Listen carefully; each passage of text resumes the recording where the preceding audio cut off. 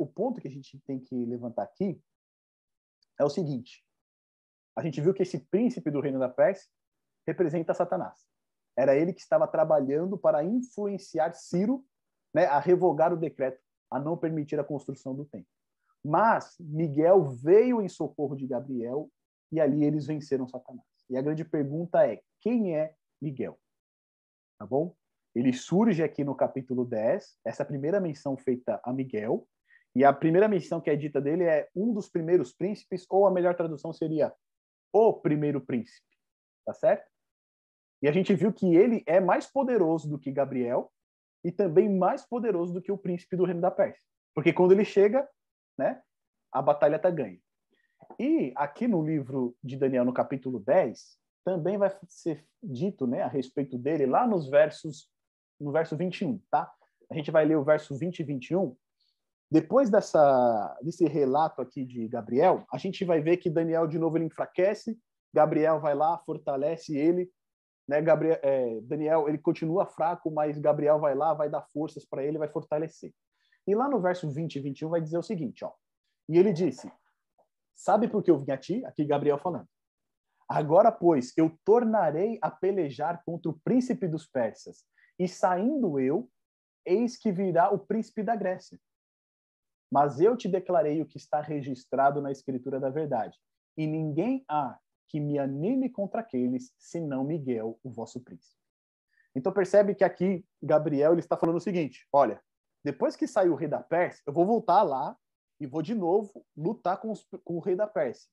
E aí entenda que aqui, Gabriel está o quê? Trabalhando para influenciar esses governantes para seguirem o plano de Deus, tá certo? Essa é a luta dele, é para realizar uma influência positiva na vida desses líderes. E aí depois ele diz, só que depois que sair o príncipe da Pérsia, vai vir o príncipe da Grécia, que é aquela nossa sequência que a gente viu lá em Daniel capítulo 2, tá vendo? Isso a gente sabe que depois que vier o príncipe da Grécia, vai vir Roma. E depois de Roma, vai vir Roma dividida. E em todos esses pontos, o que Gabriel está querendo dizer aqui para a gente? Que em todos esses poderes existe um grande conflito. Existem as hostes celestiais influenciando estes homens de poder para fazer o que é certo, para fazer a vontade de Deus. E, por outro lado, existe também as hostes demoníacas influenciando eles para fazer o que é errado. Então, quando a gente olha, né, no panorama que a gente vive, inclusive hoje, né, político, secular, líderes mundiais, a gente teve a cúpula do G7 lá. Imagina aquela cúpula do G7 lá com as grandes economias, o que deveria ter de anjos e demônios ali tentando influenciar esses governantes, né, para executarem o papel deles na história. O que Gabriel está dizendo é isso, olha, vai sair o rei da Pérsia, mas depois vai vir o da Grécia, depois vai vir o de Roma, e a gente vai continuar batalhando junto com eles. A gente vai continuar trabalhando para influenciar eles, para que a vontade de Deus seja feita. Só que ao mesmo tempo que nós também estamos lutando, também existem as hostes demoníacas trabalhando para fazer o trabalho contrário, né, em cima disso. Só que Gabriel ele diz o seguinte, e ninguém há que me anime contra aqueles, ou seja, nessa batalha, senão Miguel, vosso príncipe. E aqui ele dá mais uma dica para a gente a respeito de Miguel, né? Miguel, ele é o primeiro príncipe, mas ele também é o nosso príncipe. Porque aqui Gabriel está dizendo o vosso príncipe, tá certo? Ele está se referindo como Miguel sendo o nosso príncipe, o príncipe do povo de Deus. E lá no capítulo 12, quando a gente chegar lá, durante essa semana, vocês vão ver que lá no verso 1 também é referido, faz uma referência a Miguel. Ó. Diz o seguinte, e naquele tempo se levantará Miguel, o grande príncipe. Aqui ele trata ele da maneira correta, tá vendo? Que se levanta a favor dos filhos do teu povo. Ou seja, de novo, né, dizendo que ele está a favor dos filhos de Deus. E haverá um tempo de angústia, qual nunca houve, desde que houve nação, até aquele tempo. Mas naquele tempo, livrar-se-á o teu povo, todo aquele que for achado escrito no livro da vida. É que a gente já tem, né, os spoilers do capítulo 12. Então percebe que Miguel ele está a favor do povo de Deus, tá certo? Ele é o príncipe do povo de Deus. Ele é o líder, e a gente já viu que ele é mais forte que o príncipe da Pérsia, e ele é mais forte que Gabriel também. Se a gente buscar aqui algumas referências dentro do livro de Daniel e fora, para a gente identificar quem que é Miguel, olha só. A gente viu lá no verso 13 que ele é o primeiro príncipe, né? Ou um dos primeiros príncipes. Depois, no verso 21, a gente viu que ele é o príncipe do povo de Deus. Tá certo? Ele está a favor do povo de Deus. Depois, lá no verso 1 do capítulo 12, a gente viu que ele é o grande príncipe. E se a gente buscar outras referências a respeito de Miguel na Bíblia, a gente vai encontrar lá no Novo Testamento duas referências, em Judas e em Apocalipse. Em Judas vai dizer que ele é o arcanjo Miguel. E a palavra arcanjo aqui significa o quê? Chefe dos anjos. Ele é o chefe dos anjos, ele é o chefe das hostes celestiais. Tá certo? E lá em Apocalipse 12, no verso 7, a gente vai ver que Miguel e os seus anjos, ele luta contra quem? Contra Satanás, né? Ele luta contra o dragão e os seus anjos. Ou seja, ali a figura de dragão, né, do diabo é o próprio Satanás. E a gente vai ver que Miguel ele está lutando contra o diabo. Ou seja, ele está numa luta direta contra Satanás. Quando a gente vai ver o significado do nome Miguel, né, que é o Michael, que é Micael, o significado desse, que é o Misael também, aqui de Daniel, a gente vai ver que esse nome, lembra que a gente falou lá no primeiro estudo? Misael significa o quê? Quem é como Deus? Né? Quem é como Deus? É um desafio, né? É uma pergunta. Quem é como Deus? Miguel tem esse significado. Ou então, o outro significado seria aquele que é como Deus. Tá bom? Então, ele tem esses dois significados. Aquele que é como Deus ou quem é como Deus, que é uma pergunta, é um desafio. Quem é como Deus? Quando a gente olha esse ser, né, que ele é um dos primeiros príncipes, que ele é o grande príncipe, que ele é o chefe dos anjos, que ele está em conflito direto contra Satanás, e ele é mais forte que Satanás, ele é poderoso para vencer Satanás, quando a gente olha no panorama bíblico, não tem como não ser uma outra pessoa que não seja Jesus. E aí, existe uma certa polêmica em cima disso, né? Algumas pessoas dizem que não pode ser, né? Porque ele é um arcanjo e Jesus ele não é anjo, né? Ele não é arcanjo, ele é Deus. Mas a gente tem que levar uma consideração que assim, anjo significa mensageiro, né? E não necessariamente é o ser, né? Anjo significa mensageiro. Uma pessoa ela pode ser um anjo, né? Ela é um mensageiro também. E aí um ponto que é muito interessante está na própria lógica do livro de Daniel. Olha só comigo. Lá no capítulo 7, quando a gente vê, Daniel vê, né, aquele com semelhante ao Filho do Homem se aproximando para receber o reino, a gente identificou ali que era Jesus. Tá certo? No final do juízo, aquele com a semelhança do Filho do Homem, ele se aproxima do Ancião de Dias e recebe o reino, o poder e a glória. Aquela pessoa é Jesus Cristo. Quando a gente vai para Daniel capítulo 8, a gente vê que o chifre pequeno ele vai se engrandecer contra o príncipe do exército. E a gente viu ali que o exército se refere ao povo de Deus, se refere a todo o plano de Deus, e esse príncipe é o líder, que no caso aqui também era Jesus, tá certo? No capítulo 8. E no capítulo 9, quando a gente fez o estudo das 70 semanas, a gente, né, identificou que o Messias, o ungido, o príncipe, né, que está relatado lá no capítulo 9 para a gente, ele também é a pessoa de Jesus Cristo. Quando a gente chega no capítulo 10, será que Daniel ele iria falar de um arcanjo? Percebe? Difícil, né? Você está vindo numa sequência, né? Jesus, Jesus, Jesus, aí chega no capítulo 10, não, agora é Miguel. Seria um pouco ilógico ele trabalhar dessa maneira. Se a gente lembrar que lá no capítulo 3 também de Daniel, quando os jovens são jogados na fornalha ardente, a figura que aparece com eles lá também é a própria figura de Cristo, né? Ou seja, todo o livro de Daniel está girando em torno da pessoa de Jesus. E aí agora quando chega aqui no capítulo 10, que é um ser poderoso, que é um ser que vence Satanás, que é um ser que é mais forte do que todos, eles identificam como se fosse um outro anjo, né? Ficaria um pouco ilógico isso. E olha só que coisa interessante aqui. Deixa eu ver se eu tenho mais alguma coisa aqui. Isso, pronto. Eu vou compartilhar com vocês um estudo que a gente publicou lá no site O Caminho, a Verdade e a Vida, tá?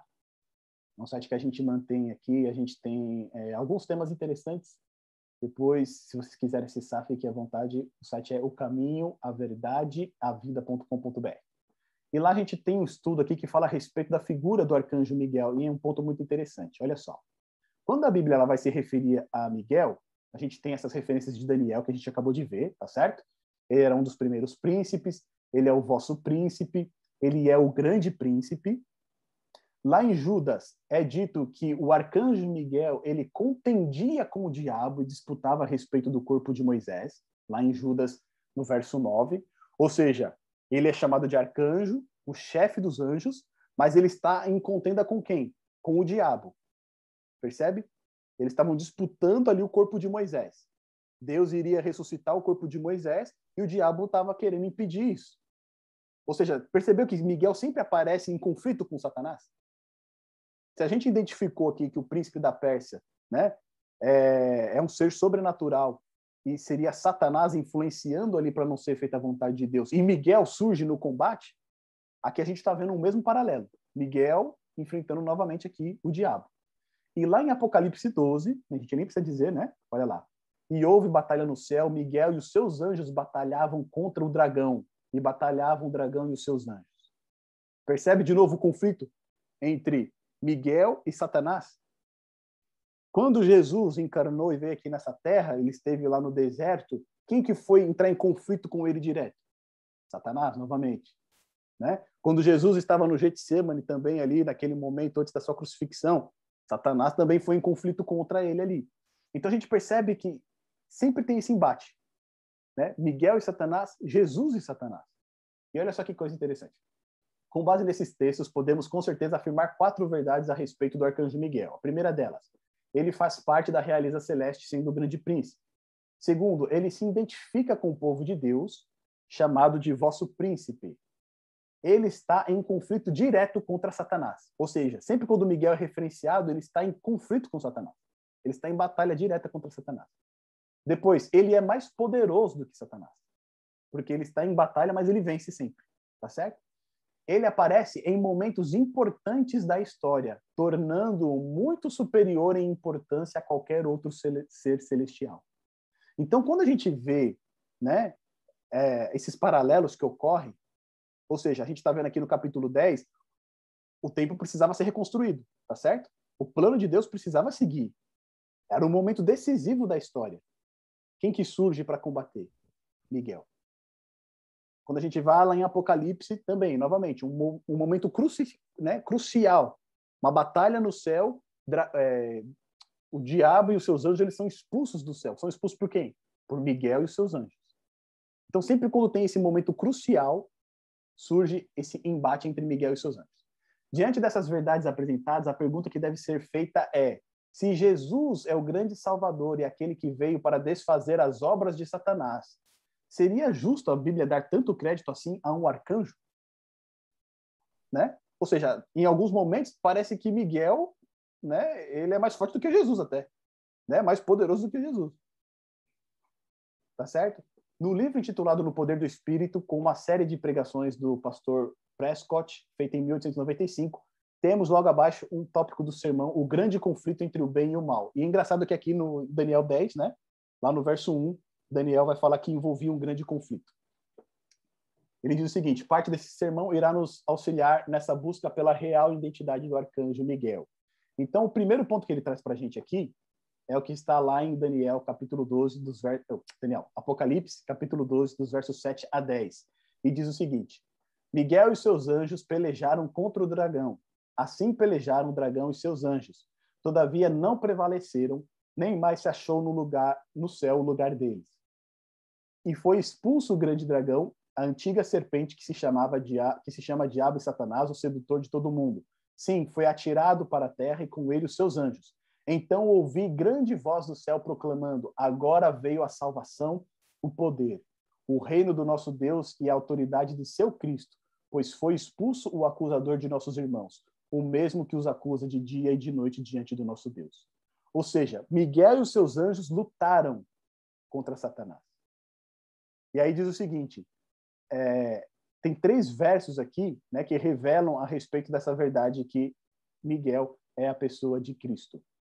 Olha só lá, Judas, no verso 9, né? Contudo, o arcanjo Miguel, quando contendia com o diabo e disputava a respeito do corpo de Moisés, não se atreveu a proferir juízo infamatório contra ele. Pelo contrário, disse: o Senhor te repreende. Aqui nós vemos que Miguel ele é mencionado como arcanjo, tá certo? E a gente viu que arcanjo significa o quê? Chefe dos anjos, tá bom? Não significa um ser necessariamente inferior, mas é uma função. A função do arcanjo é o quê? Ser o chefe dos anjos, coordenar os anjos, liderar esses anjos. E aí tem um ponto interessante. Lá em Judas, Miguel ele é chamado de arcanjo. E só existe um arcanjo na Bíblia, é Miguel. Tá bom? Se você olhar em toda a Bíblia, só existe um arcanjo, é Miguel. E olha que coisa interessante lá em 1 Tessalonicenses, no capítulo 4, verso 16, na tradução da Almeida Antiga, diz o seguinte, ó. Porque o mesmo Senhor, Paulo falando para os crentes em Tessalônica, porque o mesmo Senhor descerá do céu com alarido e com voz de arcanjo, e os que morreram em Cristo ressuscitarão primeiro. Ou seja, a gente sabe que quando Jesus retornar, pela sua voz, aqueles que morreram com fé nele irão ressuscitar, tá certo? E aqui, falando a respeito desse assunto, olha o que Paulo diz. O Senhor mesmo, né, descerá do céu com alarido e com voz de arcanjo. Ou seja, o próprio Senhor terá o quê? A voz de arcanjo. Né? Ele vai dar um comando com voz de arcanjo. E olha que coisa interessante que Jesus diz lá em João capítulo 5, verso 25 e verso 28. Em verdade vos digo que vem a hora e já chegou em que os mortos ouvirão a voz do Filho de Deus e sairão. Aqui Cristo fala a respeito dele mesmo. Que na sua vinda, pela voz dele, os mortos ressuscitarão. Então, se Cristo diz que pela voz dele os mortos ressuscitarão, Paulo diz que pela voz do arcanjo os mortos ressuscitarão, quem que é esse arcanjo? É Cristo. É a mesma pessoa. A grande dificuldade das pessoas é que eles, quando você fala arcanjo, eles já pensam num ser inferior. Tá certo? Então eles, não, Jesus é Deus. Ele não pode ser um ser inferior, ele não pode ser um anjo. Mas pensa comigo, o nome, ele representa a função, tá certo? Eu, né? Me chamo Jefferson, todos os meus familiares me conhecem como Jeff. No meu trabalho, as pessoas que trabalham comigo me conhecem como Jeff, me chamam de Jeff. Na minha casa, os meus filhos me chamam de pai. E minha esposa me chama de amor. São vários nomes para uma mesma pessoa. O que vai determinar como um vai chamar ou como o outro vai chamar é a função, né? É o contexto que está ali em volta. Então, o meu filho vai me chamar de pai, né? Os meus familiares vão me chamar de Jefferson. No meu trabalho, Jeff, tal, não sei o que. Então, o nome em si, né? Ele não rebaixa a pessoa, ele não muda a pessoa, não faz uma pessoa diferente. É só uma questão de função.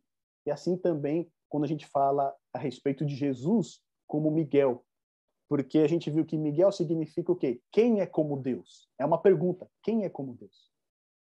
E ela já se responde, né? Jesus é como Deus. Ele é o próprio Deus.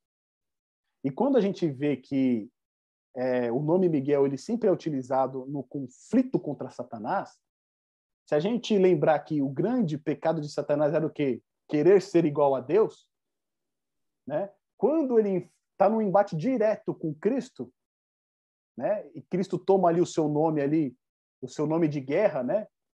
É quase como se ele fizesse uma afronta a Satanás, né? Quem é como Deus? Você queria ser como Deus, mas quem é como Deus? Né? Eu sou como Deus. Você queria ser como Deus, mas você não é. Mas eu sou como Deus. Então, Miguel não é outra pessoa a não ser o nosso Senhor Jesus Cristo. Ele é essa figura que aparece aqui no capítulo 10 de Daniel. E o mais importante de tudo é dito o seguinte, que quando ele está envolvido nas batalhas, a vitória é certa.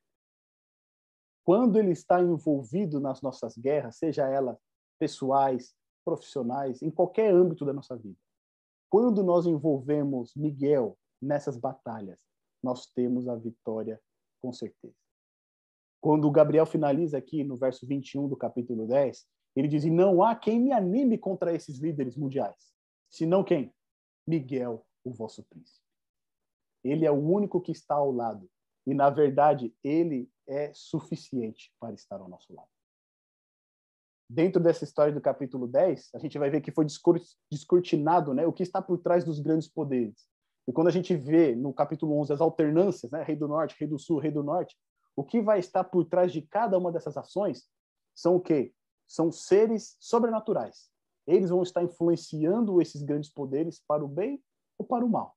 Aí vai depender da escolha que cada um deles vai fazer. E assim também é na nossa vida. Toda vez que nós nos aproximamos de Deus em oração, Deus está agindo em nosso favor. Só que, no final das contas, quem vai tomar a decisão seremos nós. Ou nós daremos ouvido ao que Deus pede, ou nós seremos influenciados por aquilo que Satanás quer fazer na nossa vida. Meu amigo, minha amiga, se você gostou desse vídeo, se você foi abençoado por este conteúdo, eu gostaria de convidá-lo a deixar o seu like, fazer o seu comentário e compartilhar esse vídeo também por quem tem interesse por este mesmo assunto. Também não posso deixar de pedir para você se inscrever no nosso canal, para assim você ajudar a divulgar ainda mais o nosso canal para aquelas pessoas que precisam receber estes estudos e também essas mensagens. Que Deus te abençoe.